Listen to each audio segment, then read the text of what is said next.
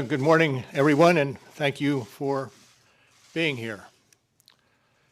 2 years ago, the acting Attorney General asked me to serve as special counsel, and he created the special counsel's office.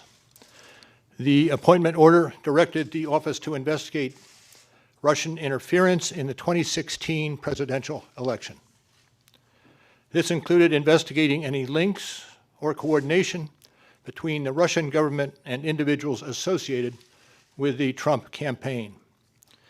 Now, I have not spoken publicly during our investigation. I'm speaking out today because our investigation is complete. The Attorney General has made the report on our investigation largely public.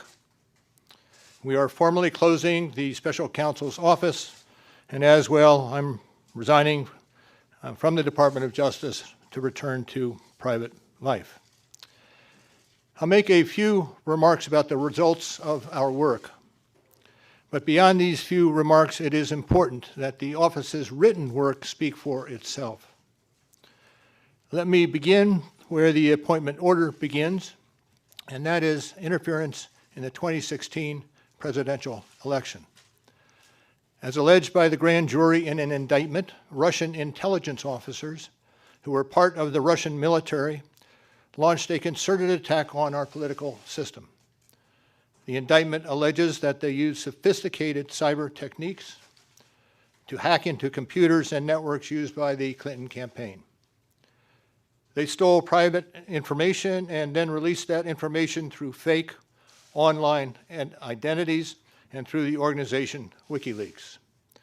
The releases were designed and timed to interfere with our election and to damage a presidential candidate. And at the same time, as the grand jury alleged in a separate indictment, a private Russian entity engaged in a social media operation where Russian citizens posed as Americans in order to influence an election. These indictments contain allegations, and we are not commenting on the guilt or the innocence of any specific defendant. Every defendant is presumed innocent unless and until proven guilty. The indictments allege, and the other activities in our report describe, efforts to interfere in our political system. They needed to be investigated and understood, and that is among the reasons why the Department of Justice established our office. That is also a reason we investigated efforts to obstruct the investigation. The matters we investigated were of paramount importance. It was critical for us to obtain full and accurate information from every person we questioned. When a subject of an investigation obstructs that investigation or lies to investigators, it strikes at the core of the government's effort to find the truth and hold wrongdoers accountable. Let me say a word about the report. The report has 2 parts, addressing the 2 main issues we were asked to investigate. The first volume of the report details numerous efforts emanating from Russia to influence the election. This volume includes a discussion of the Trump campaign's response to this activity, as well as our conclusion that there was insufficient evidence to charge a broader conspiracy. And in the second volume, the report describes the results and analysis of our obstruction of justice investigation involving the president. The order appointing me special counsel authorized us to investigate actions that could obstruct the investigation. And we conducted that investigation, and we kept the office of the acting Attorney General apprised of the progress of our work. And as set forth in the report, after that investigation, if we had had confidence that the president clearly did not commit a crime, we would have said so. We did not, however, make a determination as to whether the president did commit a crime. The introduction to the Volume 2 of our report explains that decision. It explains that under long-standing department policy, a president cannot be charged with a federal crime while he is in office. That is unconstitutional. Even if the charge is kept under seal and hidden from public view, that too is prohibited. The special counsel's office is part of the Department of Justice, and by regulation, it was bound by that department policy. Charging the president with a crime was therefore not an option we could consider.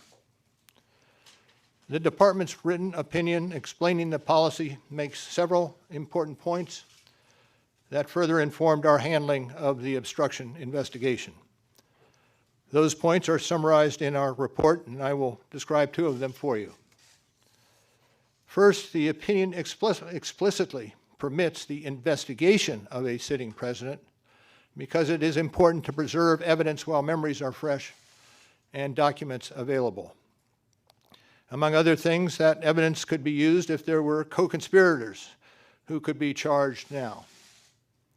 And second, the opinion says that the Constitution requires a process other than the criminal justice system to formally accuse a sitting president of wrongdoing. And beyond department policy, we were guided by principles of fairness. It would be unfair to potentially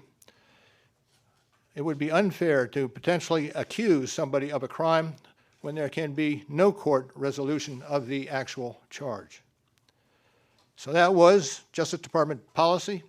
Those were the principles under which we operated, and from them we concluded that we would not reach a determination one way or the other about whether the president committed a crime. That is the office's final position, and we will not comment on any other conclusions or hypotheticals about the president. We conducted an independent criminal investigation and reported the results to the Attorney General, as required by department regulations.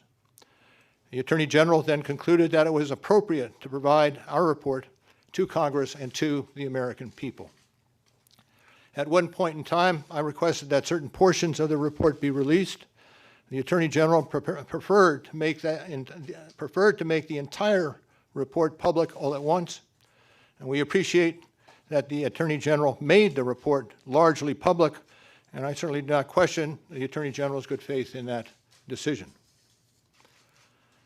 Now, I hope and expect this to be the only time that I will speak to you in this manner. I am making that decision myself. No one has told me whether I can or should testify or speak further about this matter. There has been discussion about an appearance before Congress. Any testimony from this office would not go beyond our report. It contains our findings and analysis and the reasons for the decisions we made. We chose those words carefully, and the work speaks for itself. And the report is my testimony. I would not provide information beyond that which is already public in any appearance before Congress. In addition, access to our underlying work product is being decided in a process that does not involve our office. So beyond what I've said here today and what is contained in our written work, I do not believe it is appropriate for me to speak further about the investigation or to comment on the actions of the Justice Department or Congress. And it's for that reason I will not be taking questions today as well. Now, before I step away, I want to thank the attorneys, the FBI agents, the analysts, the professional staff who helped us conduct this investigation in a fair and independent manner. These individuals, who spent nearly 2 years with the special counsel's office, were of the highest integrity. And I will close by reiterating the central allegation of our indictments, that there were multiple, systematic efforts to interfere in our election. And that allegation deserves the attention of every American. Thank you for being here today.